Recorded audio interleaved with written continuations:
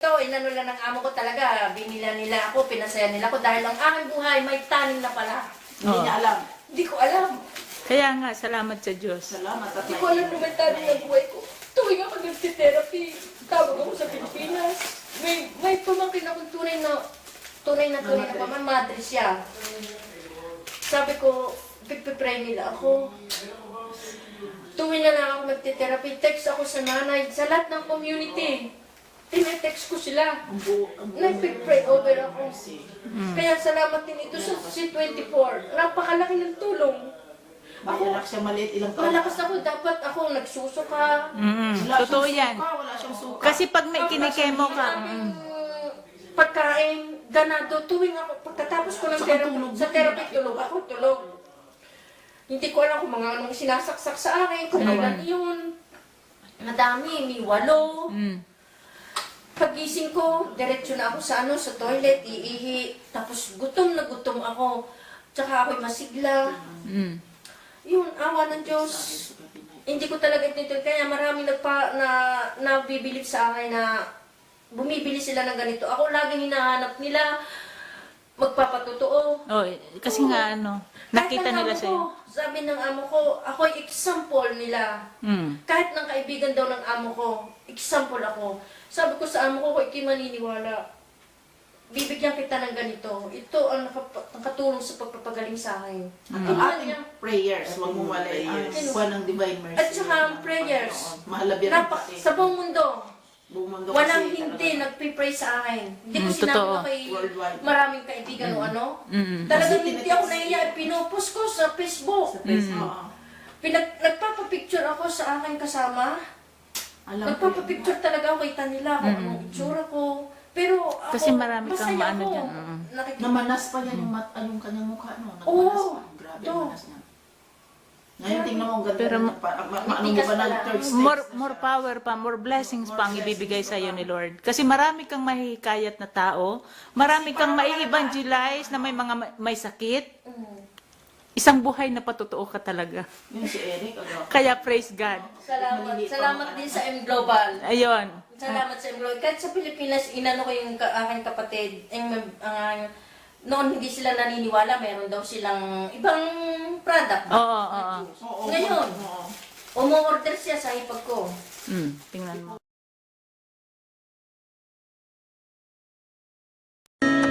Actually, ang kapatid ko, mayroon din sakit.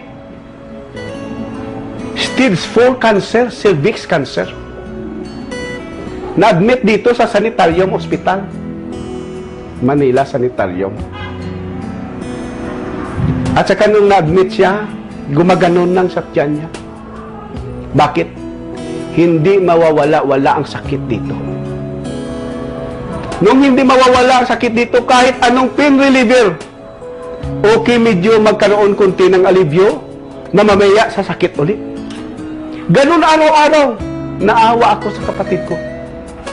Nagkataon, dumating ang isang miyembro ng M Global na may dalang-dala na alay. Si Mr. Ramon Alboro. Nung nakita niya ang kalagayan ng kapatid ko, sabi niya, subukan mo lang. Testing mo. Nung nabigyan ang kapatid ko, hindi ka paniwala ang nangyayari. Wala pa 2 oras, natanggal ng sakit. Nawala. Sabi ko, mirakulo pala ito. Kaya nung nagkausap kami ni Mr. Ramon Alboro, hindi niya alam ako pala may sakit din. Natuday ko ako at na-diagnose ako na mayroon ako pala heart enlargement. Ang doktor ko nagsabi sa akin, sabi niya, mag-prepare ka ng 800,000 bypass operation. Bakit, Dok? Sabi ko, 35% ang puso mo gumagana. Sabi ko, na pagkalaking halaga ito, pinag-isip-isipan ko. Saan ako kukuha ng 800,000? Sabi ko, Brad, sabi ko, okay, itesting ko din ito. Nung tinisting ko yun, 2 kapsul ang ininom ko. Nabigla ako. Kung bakit yung paa ko nananamaga na hindi makakalakad, bigla lang nawala ng sakit. Sabi ko, nakagalaw pala itong paa ko. Gumaling na ako. Nung gumaling ako, nagpapasalamat ako dahil makakalakad na ako ng malayo. Hindi na ako hiningal. Nung na-check up ako uli, aba, nagiging normal yata ang dugo ko. Marami nagbago.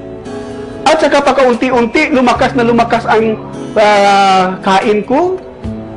At saka bumalik yung katawan ko. I didn't know what was happening. It was really painful. And then, yun nga, nawalan ako ng malay. But in a way, I was in comatose. He was in the ICU for 9 days. So, wala talaga siyang memory about yung nangyari sa kanya. His brain was swollen. Yung sabi ng doctor, swollen yung brain niya. Ang sabi ng doctor, it will take 6 months daw para makarecover, to remember. Sabi ng doctor. Noon sa ICU, hindi alam nung mga doctors na pinapainom ka siya nung complete. Kasi ano siya nakita ko yung effect sa akin. So, binigyan ko siya. Remarkable yung yung recovery niya. Gumising siya. Tapos, nagulat din yung doctor niya sa recovery niya na parang biglaan. So, hindi na siya hindi na nag-operate. Yung doctor, hindi na kinailangan ng operation. Sabi ng doctor, mas swerte siya. Saka nagulat din yung doctor na ganun kabilis yung recovery niya. Kasi nag-start na nag-swell down yung swelling sa brain niya. He stayed there for 2 more weeks sa hospital niya. Pero during those 2 weeks na yon, nag-improve yung memory niya. Nakilala na niya ako, alam niya yung pangalan ko, alam niya yung pangalan ng mga anak namin, pati yung mother niya, alam niya na yung pangalan. It started sa mga names. They can even text. Naka-text mo siya doon sa hospital, nagulat kami doon. Nakakatawag siya. Dati nung hindi niya ma-recognize kung ano yung cellphone. Hindi niya alam kung anong tawag doon. Kasi I believe na kaya kahit 2 capsules So kahit na basta regular lang, na continuous din yung intake niya noon, I believe na makaka-recover siya. Saka dati may complaints of headache. Pag medyo late na during the days, masakit yung ulo niya, masakit, saka malabo yung mata niya. Tapos nung C24/7 na yung tinitake niya after a month, January na yun, na-observe niya na hindi na sumasakit yung ulo niya. Tapos medyo hindi na ganun kalabo din yung mata niya. Hindi ako na-surprise na positive yung effect niya. Alam ko na ganun yung magiging effect sa kanya. Kasi na-prove ko na sa sarili ko na nakakatulong sa kanya yun. Isa po ako sa napagaling ng Complete. Yun po yung product ng Alliance in Motion Global. Actually, ang kapatid ko po, ang nagsimulang gumamit noon. Nabulag po siya for several months, almost 6 months. So, nang ma-introduce sa kanya yung Complete, nag-try siya, 2 boxes lang ang ininom niya. Nakakapagtaka, nakakita ulit siya. And then, after po noon, February last year, na-diagnose po ako na mayroon akong breast cyst sa dalawa. At the same time, meron din na-diagnose din po na meron akong scoliosis. Bedridden po ako ng 5 months. And then sabi ko, kung napagaling yung kapatid ko, bakit hindi ko itry? Nag-decide po ako na mag-take ng Complete kasi talagang sobrang hirap na. Pakiramdam ko mamamatay na ako kasi parang may nakadagan sa dibdib ko. Every time paghihiga ako, so tuwing matutulog ako, nakaupo lang ako. Nakasandal lang ako sa sofa. Hindi na ako makakain, nahihilo ako. Yung tuhod ko parang wala na, hindi ko kaya tumayo. Nang ma-diagnose po nila ako, sinabihan nila ako na magpa-opera para matanggal yung cyst. Takot po ako sa turok. So sabi ko, diretso ko. Minom po ako ng 3 capsules every 4 hours. And then after 3 weeks po, sinubukan ko maglakad kasi nabawasan yung pain. So hinahapo ako that time. After 3 weeks po, naglakad ako, nakaabot ako ng 3 blocks away from home. Pagkaraan po, after 5 weeks, nagsimula akong magbike. And then hanggang sa kasalukuyan po, dire-diretso po akong umiinom.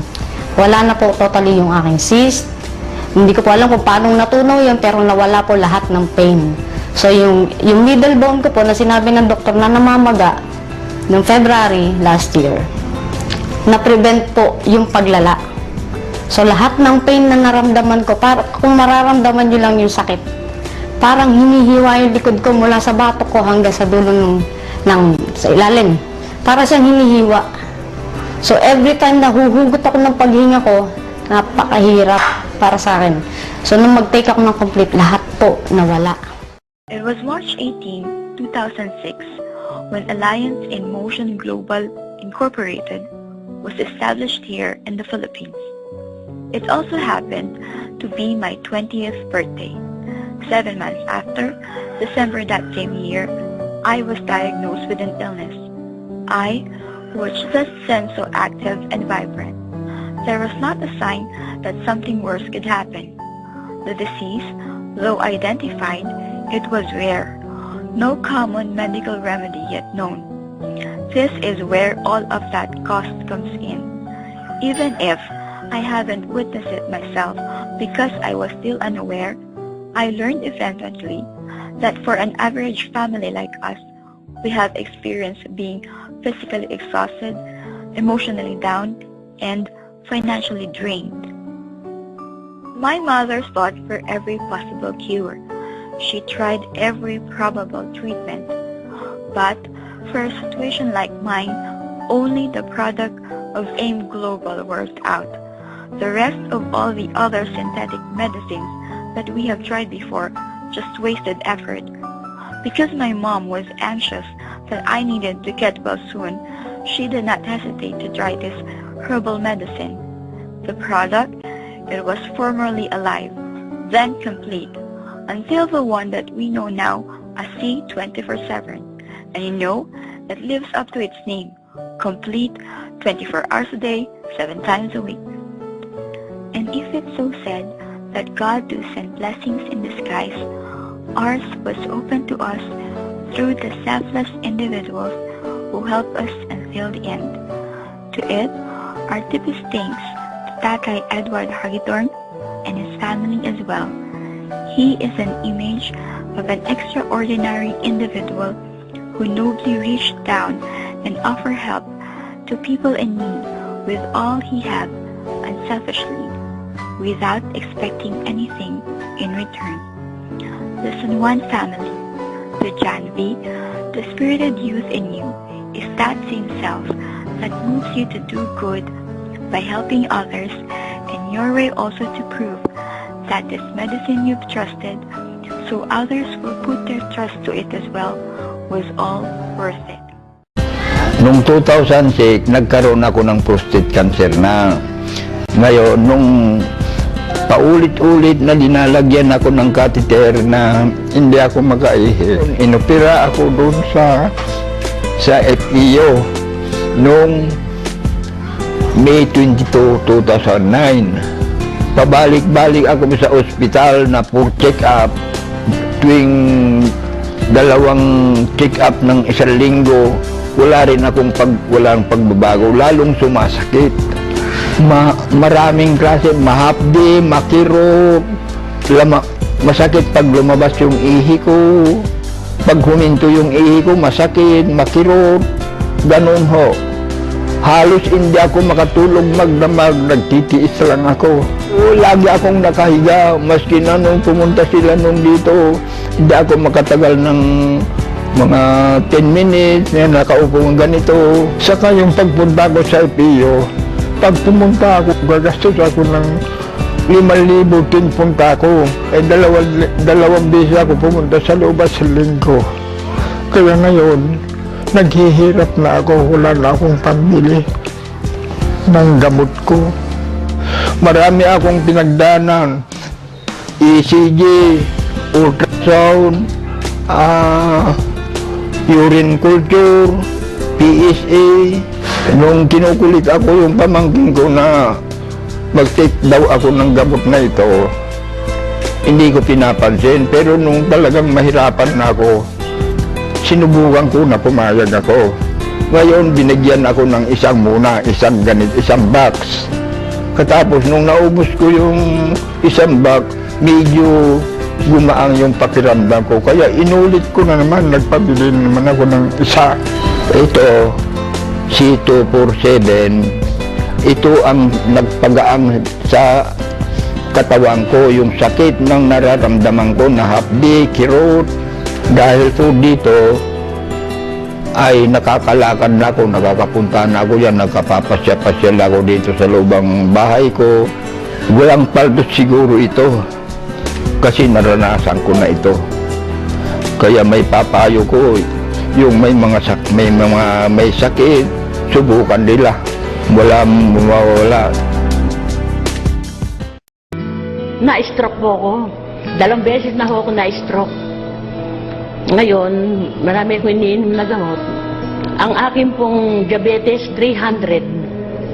Tapos, ang aking high blood, 170, 180, over 100 ang presyon ko. Ang diabetes ko, 300. Tapos may sakit din po ako sa liver. Meron din akong sa kidney, may sakit din ako. At saka may sakit din po ako sa puso. Hindi, take ko po yung mga narvas, yung mga dukpa na yung. Pero ganun pa rin. Bakit mataas pa rin ang presyon ko? 170, 180, hindi bumabaksak na pan. Ang diabetes ko mataas din. Ngayon, minsan nagpatoxic ako dun sa Citizen. Nagpatoxic ako. May nag-alok sa akin ng Alive. Sabi niya ganun. Ito po, misis, sabi niya ganun. Mabuti po ito sa mga na-stroke, tsaka magaling po itong Alive na ito. O sige, kukunin ko na yan. Magaling ba yan? Sabi niya ganun. Makakalakad pa ako ng gusto, sabi niya ganun. Pipilay-pilay ako sa niyaya. Meron akong tungkod, yung tungkod sa stroke. Hindi ako nakakalakad. Tinatake kong Alive once, before breakfast, 30 minutes before breakfast. Nung linggo, nagpa-check up ko ng, ngayon, ang presyon ko ngayon, 130 over 80. Tapos, ang diabetes ko, dati, 300 yun. Tapos, naging 200, naging 100. Ngayon, 120 na lang ang diabetes ko. Pati yung cholesterol ko, dati iniinom ako ng Lipitor. Ang mahal-mahal ng Lipitor, 60 pesos ang isa. Ininom ko yun ng isang buwan. Ganun pa rin ang aking diabetes. Pero nung nag-take ako ng Alive, ngayon, 110 na lang yung aking cholesterol, humaba. Ganda nga eh. At saka ho, yung Alive, napapansin ko, hindi ako nag-aalmusal. Magsisimba ako, hindi ako ginugutom. Sabi ko, ba't ako nagugutom nito? Sabi ko, maganda yata itong gamot na ito. Hindi ako nagugutom. Inaabot ako doon hanggang alas 11 ng umaga sa simbahan. Hindi ako ginugutom. Pag uwi ko, tanghalian ang kakain ko. Nakakalakad ako ng straight ngayon, pag-take ko ng Alive. Ayan, sinasama nila ako ngayon. Ang ganda-ganda ng kami. Tsaka, pagising ko sa umaga, sasabihin ko sa salamin, ay, ang ganda ko yata ngayon, maganda ko yata ngayon. At saka healthy ako ngayon. Ay, ganun. At saka marami nagsasabi sa akin, punta ako sa simbahan, ang ganda mo ngayon, Christy. Alive! Alive! Sabi ko, alive ito, alive.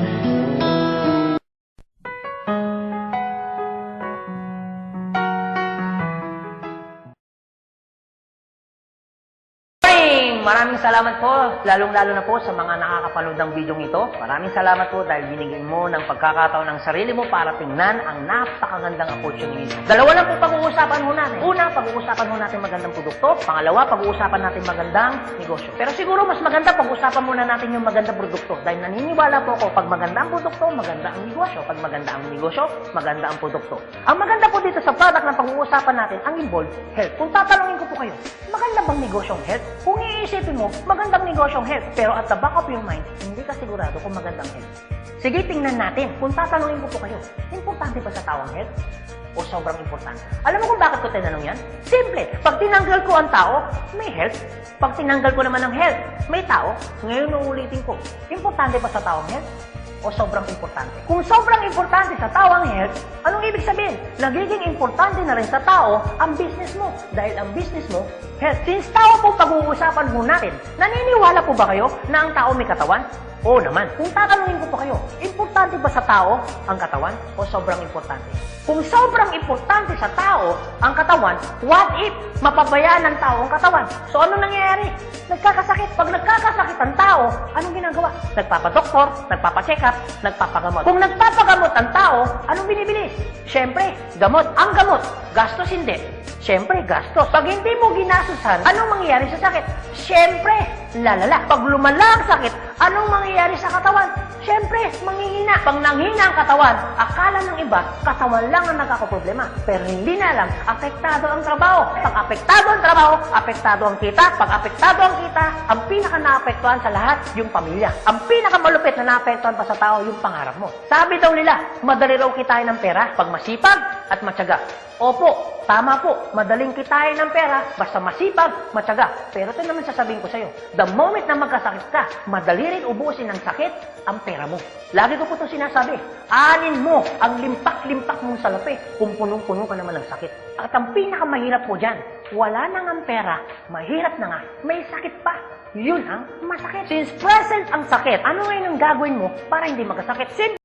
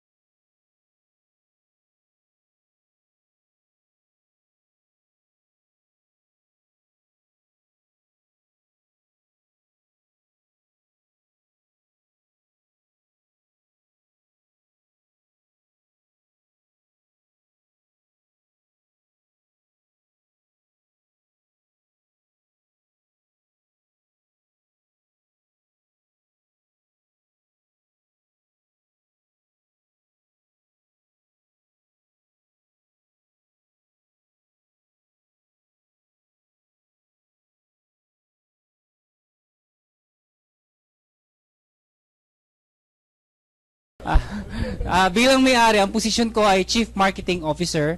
So, ang trabaho ko, before ang tawag sa akin, Vice President for Sales and Marketing. Pinromote ko ng konti lang yung sarili ko, naging Chief Marketing Officer. Pero pareho lang yun, inarte lang yung posisyon. Pero pareho lang ho yun. Vice President Sales and Marketing, ang trabaho ko, siguraduhin ko ang mga distributor, lalo yung mga bago, kumita. Kasi pag hindi ho kayo kumita, hindi na ho tayo magkikita-kita. Nakuha niyo ako? Pag kumikita ho kayo, masaya ho ang apply nyo. Kasi kumikita ka. Tama mali? Tama. Kung kumikita ka, masaya ang pamilya mo. Tama? Siyempre.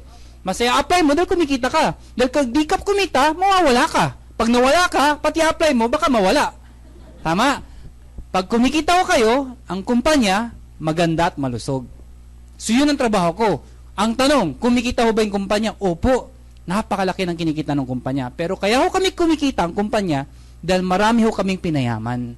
Marami ho kami natulungan. Ang sa akin ho, kung first timer kayo, I believe marami ho kayong questions. Sa isang upuan na ganito kahaba, hindi lahat na sinabi dito maalala ninyo.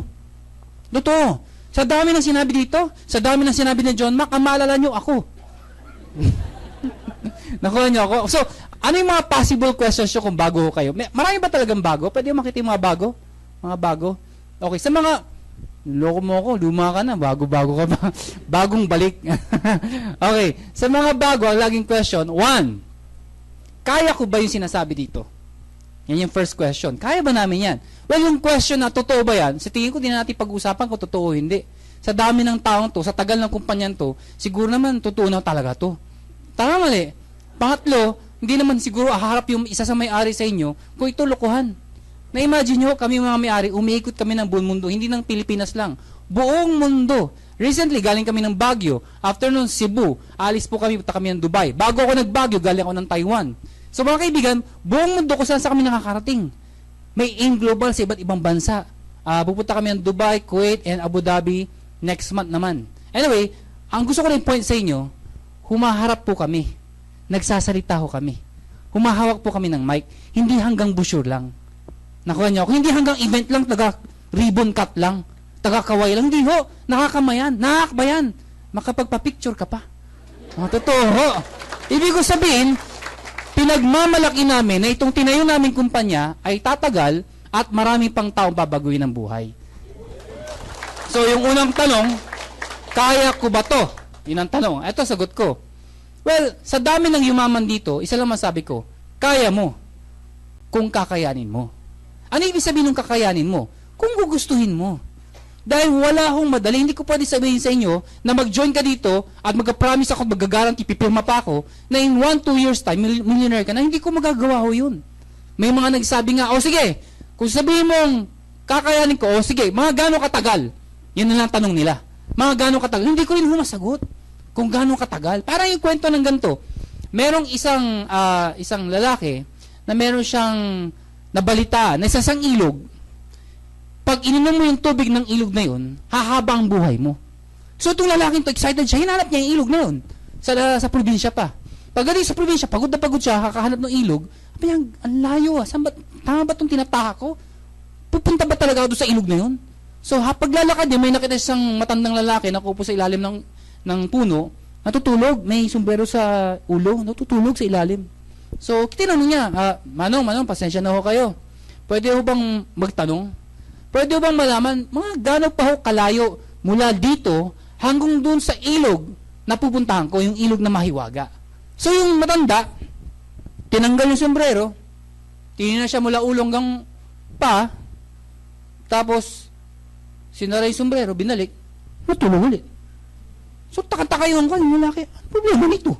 So, Manong, pasensya ka na, baka di mo naintindihan. Nilakasan niya ng konti. Pwede bang malaman, gaano kalayo mula dito hanggang doon sa pupuntahan ko? Mga ilang minuto ho. Yan. Sabi nung lalaki, yung matanda, binuksan yung sombrero, tingin na ulit siya, mula ulong pa, sabay binalik, at tulog ulit. So medyo, bad trip na siya, hindi siya pinapansin eh. Tinalikuran niya, naglakad siya, papunta na dun, papalayo. Habang naglalakad siya, for about mga 10 to 20 meters, 10 meters, biglang sumigaw yung matanda. Sabi, 15 minutes! panting yung tenga niya. Kanina tinatanong niya, gano'n pa katagal, ilang minuto, sa harapan niya, hindi sumasagot. Ngayon napakalayo na, saka sisigaw. Kayo ba naman ng gano'n, mababadib ka, binalikan niya. Ano ang problema mo? Bakit sa harapan mo, tinatanong kita, hindi mo masagot? Ngayon napakalayo ko na, saka mo sasagutin. Alam sabi ng matanda, paypay ulit. Alam mo iho, nung nasa harapan kita, hindi ko naman alam kung gaano kakabilis maglakad. Kaya nung natansya ko na ganyan ang lakad mo, mga 10 minutes makakarating ka. Nakuha niyo ako? Ibig sabihin, yung effort na ibibigay niyo dito, kung committed ho kayo, desidido ho kayo, nandoon din ho kung ano magiging resulta nyo. Nakuha niyo ako? Hindi ko sinasabing gawin niyo ito at wala na kayo ibang gagawin. Hindi ko sinasabing ganun. Kung may ginagawa ka tuloy mo, part-time mo lang to. Pero ito sabihin ko sa'yo, pag malaki ng kinikita mo at doble na ng kinikita mo ngayon sa trabaho mo, sa negosyo mo, mag-isip-isip na ho kayo. Dahil dito ho, hindi lang ho 100,000 ang pwede nyo kitain, kundi milyon-milyon ho ang pwede nyo kitain. Pangalawang tanong. Para lang sa mga magagaling magsaytayan, mga mabuboka. Ayan, may mga nagsabing ganun. Yang ganyan negosyo para sa mabuboka. Sino dito mahihain? Huwag ho kayo mahiya. Ang kakapal naman ang mukha nyo. Okay. Sa mga mahihain, tatapatin ko kayo, no? Ngayon, bukod sa may-ari ko ng isang AIM Global, marami na rin ako ibang klaseng investment o business. Hindi ako yung nag-manage, investor lang ako. So nakakamit ako ng iba't ibang negosyante. Isa lang ang napansin ko. Wala pa akong na-meet, nakita, narinig. Naggaling sa hirap na yumaman na mahihain. Wala ho talaga. Wala. Alam bakit? Ang hirap palang yumaman kapag mahihain ka. Totoo. Subukan yung magnegosyo, mahihain ka. Magkano to? Ikaw na lang bahala. Bahala ka na. Hindi pwede. Mahihain ka? Tama ko. Kailangan malakas ang loob mo. Nakuha niyo ko? Malakas ang loob mo. Hindi pwedeng mahihain sa negosyo. Pero tatapatin ko kayo. Sa negosyong to, ang mga mahihain, may pag-asa na ho. Totoo. O paano ko nasabi? Tinan nyo. Ikaw to. Mahihain ka. Sa susunod na may seminar rito, magdala ka ng 2 mahihaing tao. Yung 2 mahihaing tao, malamang kaibigan mo yun. Bakit? Birds of the same feather are the same birds.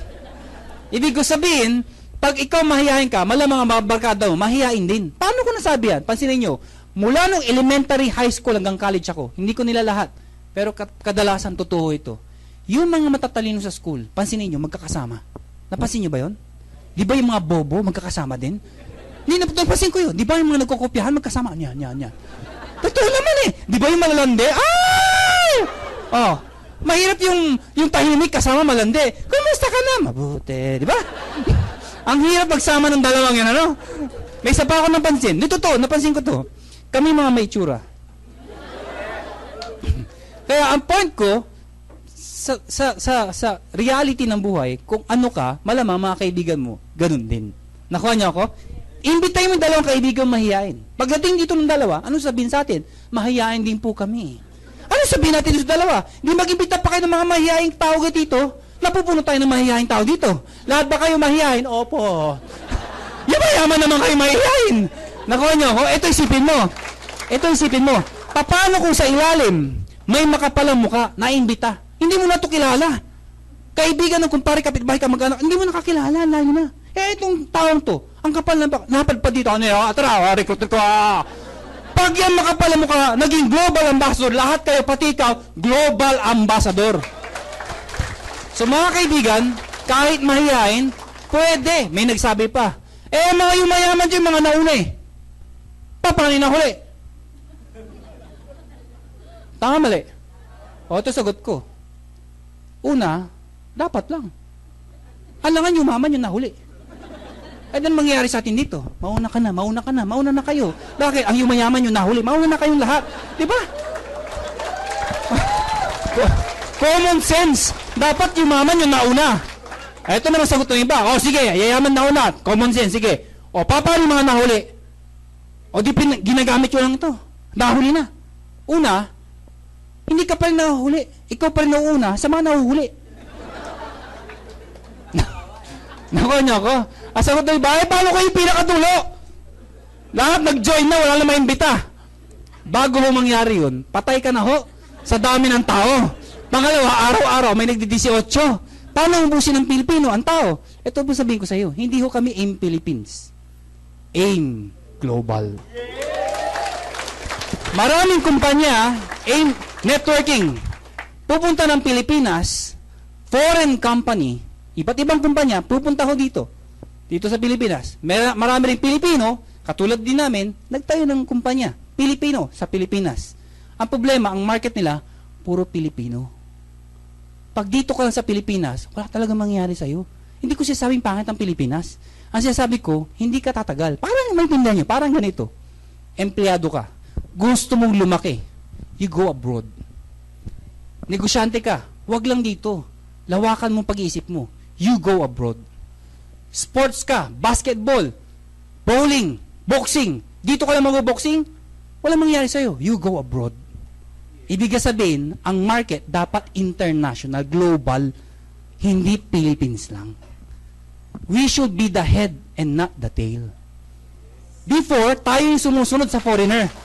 Ngayon, sila ang susunod sa atin. So, I would like to invite you this coming May 16, 17, and 18, particularly 17, sa Araneta Coliseum. Ito po ay aming 8-year anniversary. And magugulat ho kayo, hindi Pilipino ang umaten. Hindi ko sinasabing hindi Pilipino lang ang umaten. Magugulat kayo doon, iba't ibang klaseng lahi. May Hapon, may mga from Middle East, Pakistani, Arabo, magugulat ka. May mga Nigerians, may Americans, may Koreans, may Taiwanese. Magugulat ka, parang United Nation. At lahat sila pumapalakpak para sa AIM Global. At lahat sila mga baliw sa AIM Global. Ito sabihin ko sa inyo. Lahat ng yun, nag-7,980. Nakuha niyo ako? Ngayon sasabihin mo sa akin, gusto maging international? 7,980. Nakuha niyo ako? So mga kaibigan, ang last question, sige, sabihin natin gano'n, eto problema. Maganda yung negosyo, maganda yung produkto, pero walang 7,980. Yun lang. Mga kaibigan, many years ago, ako po ay naimbita sa isang kumpanya, hindi ko nababagat yung pangalan, Forever Living. 1998, and I will never forget that day because ako po ay isang estudyante pa lang po ako noon, ang course ko ay physical therapy, na nag-aaral po ako sa UP, University of Perpetual. Tapos noong 1998, I was invited by my classmate, kaklase ko, okay lang ba, ikwento ko ng konti? Inimbita ako ng kaklase ko, dun sa kumpanya na bagit ko kanina, and katulad din ito, ganyan din karaming tao. At lahat sila mga baliw. Totoo siya sabi, pag tinatanong, sinong gusto kong yumaman? Lahat ng tao kami. Talagang tingin ko sa mga tao mukhang pera talaga. Yung sponsor ko, yung kaklase ko, babae ho, kaklase ko, paano yung ganun sa tuhod ko? Di ba? Ginaganon ako. Oo. After na seminar, sali ka. Sabi ko, hindi. Ba't ako sasali dyan? Ba't ako sasali? Una, estudyante. Pangalawa, hindi ho marketing yung pag-iisip ko. Isa ho akong physical therapy. Anong ginagawa ko sa ganitong negosyo? Pangatlo, hindi ako magaling magsalita. Alam ko may itsura ako noon pa. Alam ko yun. Pero naniniwala ako, hindi itsura ang kailangan. Dahil hindi lahat na mayayaman, may itsura. Nakuha niyo ako? So, hindi sa itsura. So, alam ko, hindi malabo ako dito. Ano nangyari? Yung tao nag-imbita sa akin, after 4 months, part-time niya ho. Kumita ng 52,000 pesos, isang buwan. Hindi ako mukhang pera. Pero tapatan tayo. Gusto ko ng pera. Totoo. Masarap ang may pera. Tinan nyo yung katabi nyo. Tinan nyo. Mukha bang pera? O mukhang gusto din ng pera? Kung tatanungin ko anong gusto nyo? Malaki o maliit na pera? Malaki! Pag-uusapan din ng pera, di malaki mo na yung pera. Alam niyo, nakita ko yung 52,000. Kaklasik ko to. Babae. Hawak yung cheque. Ang layo-layo. Nagtatatalon. Hawak yung cheque. Nakapalda. Sabi niya, tindan mo! Yung palda, gumaganon. Hindi ko alam anong titignan ko. Mga kaibigan, 52,000. Yung nakita ko, 52,000. Lahat ng balahibo ko tumayo. Nasubukan yung, na-experience nyo na bang tayuan ng mga balahibo? Lahat ng meron sa akin tumayo. Matawa-tawa kayo. Iba iniisip nyo Balahibo. 52,000. Siyempre, hindi mawabaliw. Batang-bata pa ho kami noon. Estudyante. Kaklase ko, 50,000 babae. Sabi ko, kung totoo to, gagawin ko to. Kung kaya niya, kaya ko rin. Kaya lang, maduda ho akong tao. Sabi ko, cheque to. Ang cheque tumatalbog. Maduda talaga. Sabi ko, sige, samahan kita, encash natin. Tingnan natin kung totoo yan. Kinabukasan ho, sinamahan ko sa BPI. First time in my life, pumasok sa loob ng isang bangko. Punong-puno ng tao, ang haba ng pila. Ang haba talaga, at lahat magkakakilala, nag-uusap. Lahat nagtatanungan, magkano cheque mo? Ikaw, magkano? Sabi ko, magkakilala ito mga to ah. Feeling ko, yung mga first timer na katulad ko, pinagkakaisahan, nag-uusap-usap sila. Kunyari pa, hindi papakita, sa'yo, magkano? Ako naman, dadaan pa sa, meron pa daw doon, dating security guard. Sabi, bumaba ako ngayon, malungkot.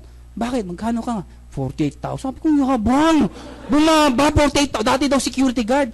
Wala akong pakialam sa kanila. Alam niyo bakit? Hindi ko na sila kilala eh. Ang kilala ko, yung kaklase ko, yun ang pakialam ko. Ito yung pila. Yan yung teller. Kung ito yung pila, andito yung kaklase ko, wala ako sa pila. Wala akong cheque, ba't ako pipila? Nasa tabi niya lang ako, sinasamahan ko lang eh. Habang papalapit sa teller, kinakabahan talaga ako. Bakit?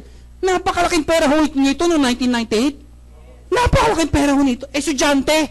Kahit nga ngayon, estudyante, laking pera niyan eh. Tinakabahan talaga, totoo ba to? Ito na, papalapit. Habang papalapit, papalayo na ako ng palayo. Alam niyo bakit? Kung sakaling hindi totoo, magkahulihan, kunyari hindi ko kakilala, mahirap na, di ba? Madamay pa ako. Pero ba't di ako maalis? Baka totoo eh. Inabot ng kaklase ko yung cheque. Tinanggap. Binaliktad, tinatakan. Pinapirma. Humingi ng valid ID. Sabi ko, totoo na to. Tapos kinulit yung cheque, pinasok sa validating machine. Tapos kumuha na tigpa 500 na peso. Yung 500 pesos, na ganyan kakapal. Tapos pinasok doon sa machine na nagbibil. Ginaganon. Sala sinabayan ko. 52,000. Inabot sa kaklase ko. Sa harapan ng maraming tao, di ko napigilan sarili ko. Ganun pala ang tao. Pag nakita mo totoong resulta, nawawala yung pagka-negative mo. Totoo. Sa harapan ng teller, sa harap ng maraming tao, nakalimutan ko talaga. Hinawakan ko sa leg yung kaklase. Ang galing mo. Sabi ko, ang galing mo. 52,000. Pagkahalik ko, hinugot yung 2,000. Di ba 52,000? Hinugot. Para sa'yo. That night, hindi ako makatulog. Nasubukan niyo, hindi makatulog. Nasubukan niyo na. Yung kahit anong gawin mong posisyon, hindi ka makatulog. Ay, grabe, hindi ako makatulog nung gabing yun. Hawak ko yung 2,000. Sino hindi makakatulog? Hawak ko 2,000. Siya 50,000. Makatulog ka?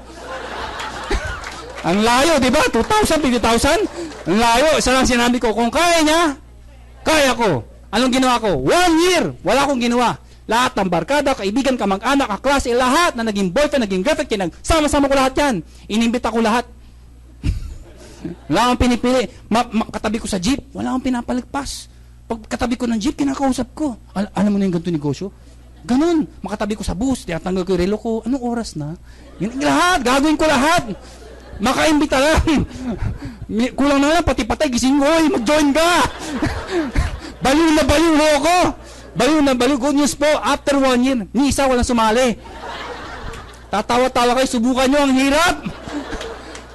Ang hirap po talaga. Sabi ko, grabe. Yung kaklase ko, nag-100,000 na ho isang buwan. Ako, bokya pa din. Sabi ko, may mali. Alam mo, pumasok sa isipan ko, hindi ko swerte ito. Nangyari na ba sa inyo yun? Yung mag-iisip ka, magdadalawang isip ka, hindi siguro ako para dito. Hindi yata dito swerte ko. Ba't sila kumikita, ako hindi? Ang dami ko makinakausap. Ba't sila okay naman? Magdadalawang isip na ako. Alam mo sabi ko? Dumating ako sa point, sabi ko, ayoko na. Hindi ito ang will ng Lord sa akin. Ganun pa ako mag-isip. Hindi ito ang swerte ko, hindi ito ang will ng Lord. Sabi ko doon sa sponsor ko, mag-quit na ako. Ano sagot ng sponsor ko? Siyempre, ang ni-expect ko, pipigilan ako, bibibihin ako. Alam mo yung binibaby? Huwag naman, tumuloy ka. Ganyan talaga. Yan ang ni-expect ko. Alam mo sabi, di mag-quit ka. Di ba sakit? Di mag-quit ka. Nasasaktan na nga, sinaktan pa. Eto sabi niya, kung mag-quit ka, anong gagawin mo? Doon ako nag-isip. Oo nga, no? Kung hindi ako tumuloy, hindi ako nagseryoso, sino kaya ako ngayon? Ano kaya ako ngayon? Hanggang ngayon ho, nasa isipan ko yan. Buti na lang tumuloy ho ako. Alam niyo bakit? Malamang empleyado ho ako ngayon. Hindi ko alam. Ahente siguro. Hindi ko alam. Artista? Ewan ko. Di ba? Hindi mo naman alam ang buhay, di ba? Pero dahil tumuloy ako, Alam niyo mga kaibigan, ayaw ko pahabain pa, nagbago ang buhay ko. Naging one of the youngest millionaires club ako sa kumpanyang yon. Tapos, after about 6 years, umalis po ako dun. Nag-join ako sa kumpanya na hindi ko kakahiya, pero hindi ko pagyayabang. First quadrant, ayaw ko na rin yun. Nag-join ako doon, hindi ko na ikukwento yung detalye. Basta sumali ako doon, 6 months lang ako doon, saglit lang ho. Pero 1.2 million kinita ko. Pwede na after 6 months. 6 months. After 6 months, umalis po ulit ako. Nag-join naman ako sa isang kumpanya. iGen Portal. Yun, doon ako nakaipon ng malaking pera. Grabe yung kinikita ko doon. Sa maniwala kayo hindi, 1 million, isang buwan ang kinikita ko doon. Sa paglipat ko sa panibagong kumpanya. iGen Portal. Top 4 po ko doon. Laking kabuhay-buhay, kausap. Sabi ko, 1 million isang buwan, yung mga itsura nyo, ganito eh. Parang dating sa akin, ano ngayon? 12 million ho ang kinita ko. Bakit? 1 taon lang ho ko doon. After 1 year, umalis po ulit ako. Alam ko nang iniisip nyo. Kung first timer ka nyo, ito isipin nyo. Kung talagang kumikita ka, bakit palipat-lipat ka pa? Tama mali? 1 million isang buwan, aalis ka pa, lilipat ka pa? Hindi na. O ito sagot ko. Hindi ka ba lilipat kung sarado na? Sira ulo ko na lang kung mag-isa ka, di ba? Aalis ka, sarado na eh. O ito yung pangalawang tanong nyo. Alam mo na nagsasara, sali ka pa na nasali. Tama mali? O ito sagot ko. Dahil wala ako makitang negosyo hanggang ngayon. Big time businessman na ako ngayon. Yung mga tao na nakakausap ko, mga hindi man bilyonaryo, pero mga multi-millionaires din, isa lang ang napansin ko. Wala akong makitang negosyo o pagkakitaan na maliit ang puhunan, napakalaki ng kitaan. Wala ho talaga. Wala. Nakuha niyo ako? Kaya, mga kaibigan, 2005, kaming tatlong may-ari, Dr. Ed Cabantog, yung presidente, Francis Miguel, and me, nag-decide kami, instead of joining other companies, why not we form our own company? So, doon pumasok yung isipan. Kesa sumali tayo sa mga kumpanya nagsasara, ba't di na lang tayo magtayo para hindi na magsara? That is our idea, 2005. And ayaw ko nang pahabain, today is 2014. And mga kaibigan, ayaw ko, hindi sa pinagmamalaki ko, ang AIM Global ho ang #1 network marketing in the whole Philippines. In terms of sales and number of distributors. So I would like to invite you, I would like to encourage you to attend sa anniversary, 8-year anniversary sa Araneta Coliseum. Maggrabe ho, kikilabutan ho kayo. Talagang parang grabe, may ganito palang negosyo. Totoo ho. Ako nga ho eh, may-ari na ho ako. Hanggang ngayon, kinikilabutan pa rin ako. Sa dami ng mga tao na bago ang buhay. From ordinary people to extraordinary people. Ang sa akin lang ho, mahirap kayong kumbinsin kung ikaw mismo, hindi mo kumbinsin ang sarili mo. Dahil wala akong makakapag-kumbinsin sa inyo, kundi sarili nyo lang din ho. Tama ba ako? Sa dami ng pwedeng itanong nyo, hindi mo makukuha yan ng isang upuan. Kaya ang tip ko lang ko sa inyo, the moment you get out of this place, the moment you get back to your places, a lot of people will tell you these words, hindi totoo yan. Kalokohan yan. Pare-pareho lang yan. Si Aling Tek lang nga sumali sa ganyan, sinala pa yung bahay, wala naman nangyari eh. Diba? Marami ka maririnig ng ganun. Ito lang sabihin ko sa inyo, pipiliin nyo ho kung sino papakinggan nyo. Sabi nila, pag dumikit ka, nakinig ka, sa tao miserable ang buhay, magiging miserable din ang buhay mo. Pag dumikit ka, nakinig ka sa mga taong successful, magiging successful ka rin. So pipiliin mo yung taong papakinggan mo. Tama mali? Tingnan nyo yung katabi nyo, tingnan nyo. Sabi mo sa kanya, pipiliin ko yung papakinggan ko. Nakuha niya ako? So, ang last lang, katulad sinabi ni John Mack, yung parati namin sinasabi, habang bata ka, habang may lakas ka, habang may oras pa, pag may opportunity, sumubok ka. Hindi man para sa'yo, ang importante, sumusubok ka. Ang mahirap kasi sa atin, hindi mo malaman kung di mo susubukan. At ang pinakamahirap sa lahat, hindi ka pa sumusubok, ang dami mo nang iniisip, mahirap yata yan, hindi ko yata kaya yan. Hindi ka pa sumusubok, ang dami mo nang iniisip. Nakuha niyo ako? At ang pinaka-worst sa lahat, kung kailan ka tumanda, saka ka maghahabol. Ano ibig sabihin nun? Pag matanda ka na, nang mamadali ka na, saan ang mga opportunity? Ito mas malala. Paano kung 90 ka na? 90. Saka ka ngayon maghahanap, saan ang opportunity? sasali na ako. Wala na, huli na ang lahat. Nakuha niyo ako. Nakuha niyo ako. Yumaman ka man. Hindi may enjoy. Bakit? 90 ka na. Ang ganda ng BMW. Hindi ko makita. Nakuha niyo ako. Pag sumama ka sa Amerika, sa trip namin, hindi mo na ma-enjoy. Diba? Ang ganda ng Amerika. Arthritis ko. Diba? Maganda yung bata ka pa. Sige! Mag-fail ka, okay lang. Eh, kung mag-succeed ka, tingnan nyo ako. Nakuha nyo? Dahil mas masarap maging successful habang bata. Huwag kang matakot mag-fail. Ang failure, part ng buhay yan. Mas maraming failure, mas masarap ang success. Nakuha niyo ako? Kaya ako sa inyo, kung tataya ka, ba't di mo itaya, kaibigan? Marami ka na sigurong tinayan. Marami ka na rin pinilahan. Ba't di mo to subukan? You know why? Dahil hindi ka lang mag-isa. Marami kang katulong dito, kaibigan. Nakuha niyo ako? At pag sumama kayo sa amin, sa mga trip namin sa abroad, maniwala kayo sa akin, bawing-bawi mo 7,980. Uulitin ko, minsan lang to. Hindi to buwan-buwan, hindi to taon-taon. Minsan lang sa buhay mo. Ha? Tapos hindi mo gagawa ng paraan? Oh, ito sabi ng iba, oh. Ito, pasensya na kayo, mahaba. Sabi ng iba, oh. Ito sabi nila, oh. Eh, kung hindi ko mabawi, paano kung hindi mangyari sa akin, yung nangyari sa inyo? O di sayang 7,980 ko? Oo, tama. Ulitin mo yung sinabi, ha? Paano kung di ako yumaman? Nakatulad ng sa inyo. Eh di sayang 7,980 ko. Tama naman. Totoo naman eh, di ba sayang? Kahit sabihin na pa natin, may produkto, may mga, siyempre tumaya siya eh. Eh hindi yumaman. Ito naman sasagot ko. Eh kung yayaman ka sana, hindi ka sumali. Eh di sayang yung milyon-milyon na sana kinita mo. Anong gusto mo masayang? Yung 7,980 o yung milyon-milyon na mawawala sa'yo? Nakuha niyo ako. So titinan mo lang eh. Ulitin ko, minsan lang sa buhay mo. Kung ito hindi mo kayang gawa ng paraan, kalimutan mo na magkakotse. Ni gulong ng kotse, hindi mo rin kayang gawa ng paraan. Totoo.